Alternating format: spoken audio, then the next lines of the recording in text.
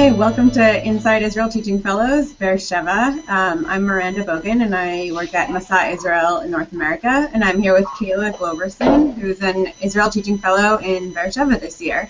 Hi, Kayla. Hello. So to get started, can you just tell me a little bit about how you decided to come on Israel Teaching Fellows, how you heard about it, and how you decided on Beer Sheva? Yeah, so I went on Birthright 4 years ago, actually, January 2010, and that was around the time that ITF was going to be starting. And so the very last night of Birthright, they were recruiting already for the program, and because I am a teacher back home and I knew that I was looking to have a career path in teaching, I knew that this is the path that I wanted to do in the future. So I finished my degree and I got my teaching credential, and here I am 4 years later, or a little less because I arrived last August. And so that's how I found out about it, and I applied very early because I was very anxious to get into the program. Great. So how did you, when you were deciding on the program, how did you decide that Beer Sheva was the right city for you, or were you considering some of the other cities? Okay, so I had the option of going to either Netanya, Beit Shan, or Beer Sheva, and originally I chose Netanya because I felt it was similar to home and it would be a nice comfort level, but then I realized that throughout my years, when I always talk about how much I want to travel, I also want to step outside my comfort zone. And during my interview process, I said that, and the woman who interviewed me said, well, have you considered Beer Sheva? And I hadn't really, but it didn't take much convincing because she said that there is the university here and there's a ton of students from all over the world in this city. And I thought, yeah, what the heck? Like, that sounds awesome.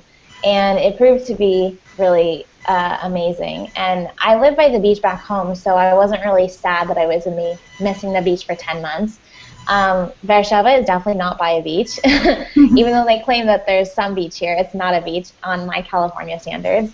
And so you are in the middle of the desert, but if you know the University of Arizona well, it's just like that, where the town is centralized around the university and the hospital. And then there's a very large city surrounding it, and Beer Sheva is becoming a very, very large city. Awesome. So you mentioned that it's a university town.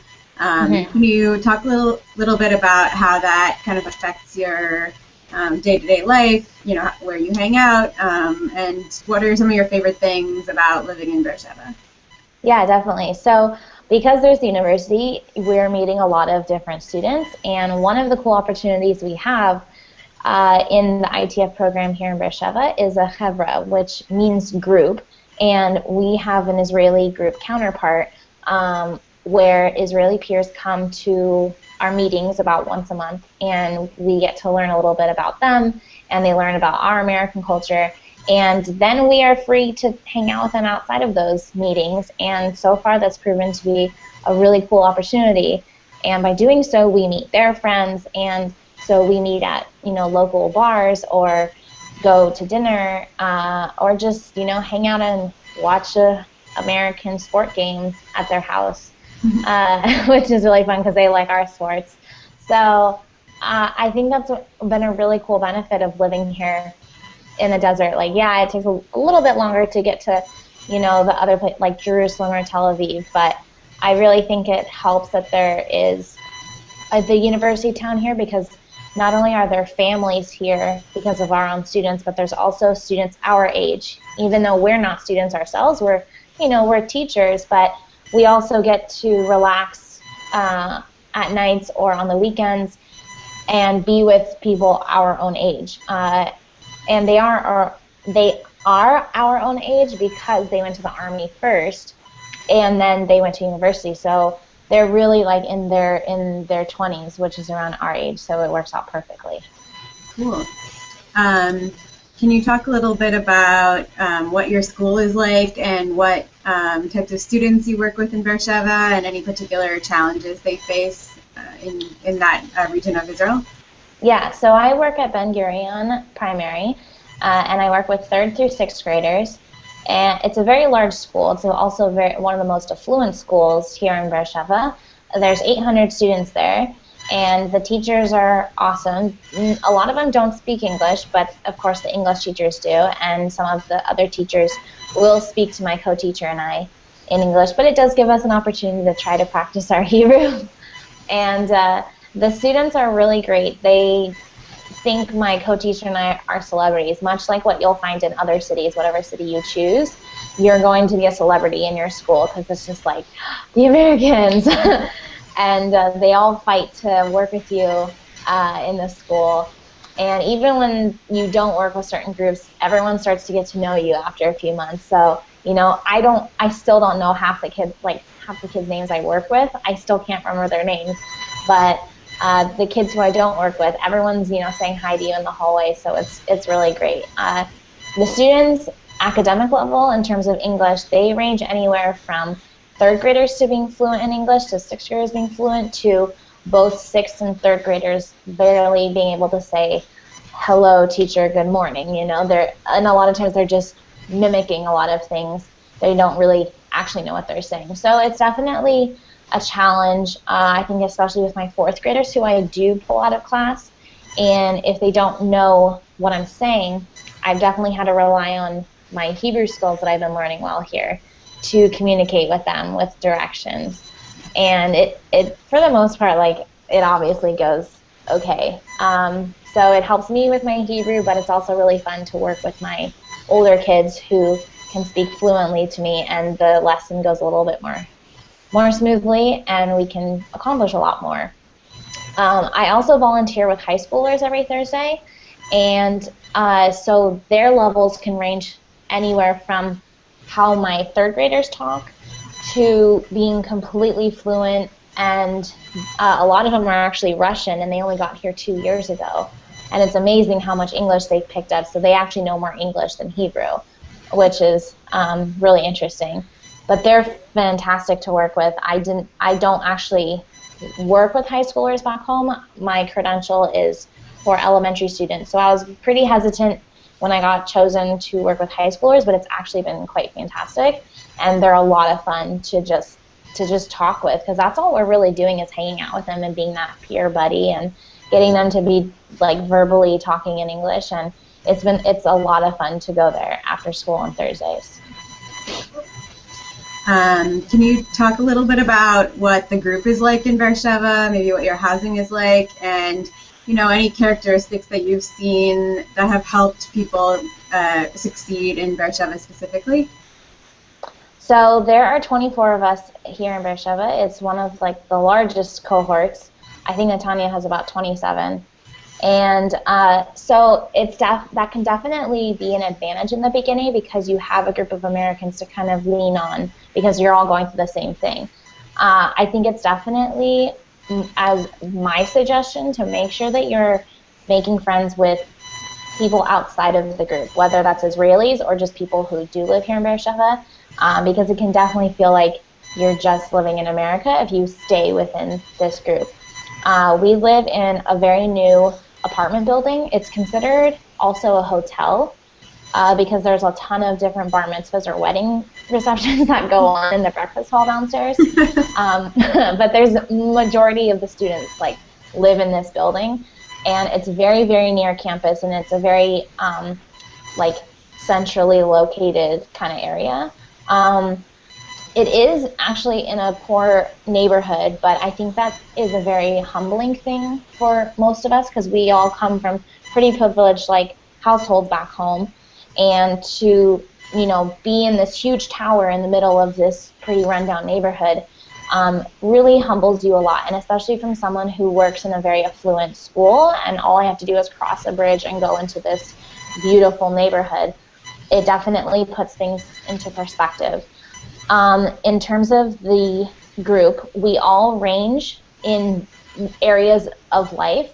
Our ages range from 22 to 29. Some just graduating college. One, the 29-year-old who's going to get married when we go home, you know. So, and she was a culinary chef, and the others, you know, were baby graduates.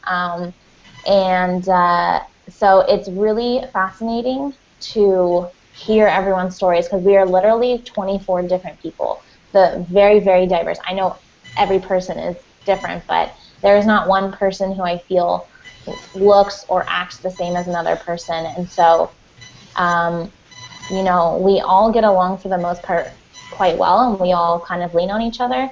It can definitely be a bit stressful, I guess, at times because we all live on the same floor, so it does feel a bit like a college dorm life, and we're all graduated from college, but I'm way over the college phase, so that was a bit hard to adjust to, but it can definitely be fun in its own right when it's appropriate.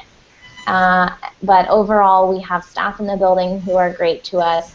We arrived here a month before the program started, so the maintenance people took care of everything we needed on this floor in terms of the Wi-Fi or any problems in the apartments, and the building staff know us really well. One of the staff lives on our floor, so he kind of acts like our RA, but he also parties with us, so he's pretty chill. And and so overall, yeah, it's really great, and I'm pretty sure that they're gonna have next year's group live in this building because it's very, very accommodating. They're small apartments because there's 3 people in an apartment, but it's definitely doable.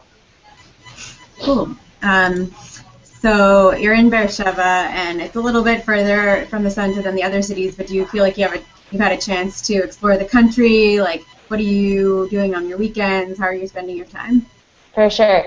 It's definitely easy to get around Israel. That's one of the things that in case anyone was worried about being out in the outskirts of Beer Sheva, you don't have to worry about that. There's a bus, the 470 bus literally takes you straight to Jerusalem, or you can take, if you want to go to Tel Aviv, you can take an hour and 20-minute train ride to Tel Aviv or a straight shot bus to any of the stations. Every weekend we're doing something, whether we have a seminar that has been planned in the program, so they're either taking us for a weekend or a day anywhere here in Israel.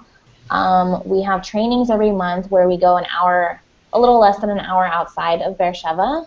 And then sometimes there are these Shabbatons where it's part of like the youth center from campus. That's another cool thing, is that because we're the same age as the students here, we have a lot of the same opportunities as them where we get to participate in the youth center activities. So we just went on a Shabbaton last weekend where we went up north to the Golan Heights and we went to a winery and ATVing. And so, you know, there are some weekends where we just want to chill because we've been on the go the whole week and working and volunteering and meetings. So honestly, sometimes you're too exhausted to want to go anywhere, but you, as long as there's not a meeting on Sunday or a group activity planned, you're usually allowed to just go anywhere you want. You have to make sure that you leave before stuff shuts down on Fridays, because I have work on Fridays, so I have to make sure I definitely leave like before everything shuts down at 2 or 3. But you can definitely go travel anytime you want. Cool. And then last question, what are some of your favorite things to do in your neighborhood in Beer Sheva? Do you have like a favorite cafe or a place to hang out in the evenings or on the weekends? And what do you think makes Beer Sheva like really unique in your opinion? Okay, so there is a street just across from our neighborhood. It's in the Vav neighborhood.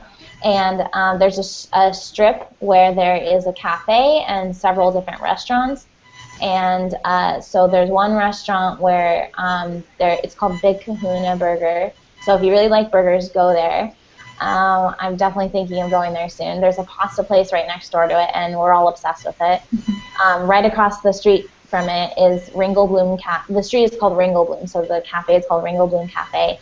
And although their stuff is a little bit pricey, I really highly recommend their milkshakes, whether it's a fruit smoothie or a milkshake. They're really good. And it's a really cool place because it's very homey. You have free Wi-Fi, and the community has a part in it where they bring in youth who they need to get off the streets, and they need, you know, they're trying to like get them to have a future. So they bring in youth and they train them to be chefs and waiters in the place. And it's a really amazing thing that they do at that cafe. So I really like it a lot for that purpose.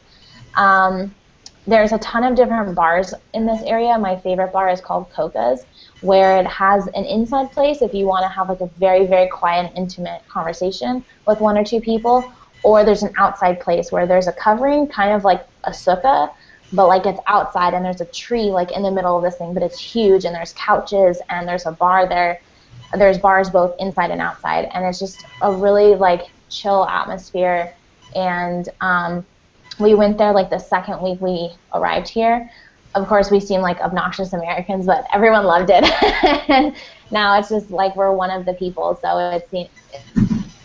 it's a very, very I recommend that bar. What makes Beer Sheva unique is the fact that it's so completely diverse. You have pockets of communities where there's Russians, Moroccans, Arabs, and then a mixture of people from all over the world. And I just think that makes for a very, very unique city where you have stores from all around the world, and you get to try all these different foods and then figure out like which stores are cheaper, and you get to like, I've made friends with like the fruit stand guy like in the market just across the street. And so every time I go there to get my fruits and vegetables, he always gives me something for free. Last week he gave me clementines or persimmons, and the week before that I got corn, and you know, I got free like green onions. So it's just like, it's very cool to be like one with the community, because now people are recognizing us. And like in that example, you know, like I rely on him, so we developed a relationship, and so he knows I trust his produce, and therefore like he gives me a little bit of a treat in return. And I just think like it's so important to just get out in the community. Don't be afraid to step outside of your American bubble. It's very handy to have it in the beginning, because trust me, like it's scary when you first get here and you're trying to adjust, but so you need the group of Americans. But try to make sure that you're also, you know, making eye contact with the people in this community, because it can be a very close-knit community, and it can really help you in your transition to living here for the next 10 months. All right. Well, thank you so much for taking the time to chat about Beer Sheva. I hope it's helpful to future Israel Teaching Fellows to try and figure out where they want to be in the country. And Good luck with the rest of your year. Thank you so much. Thanks.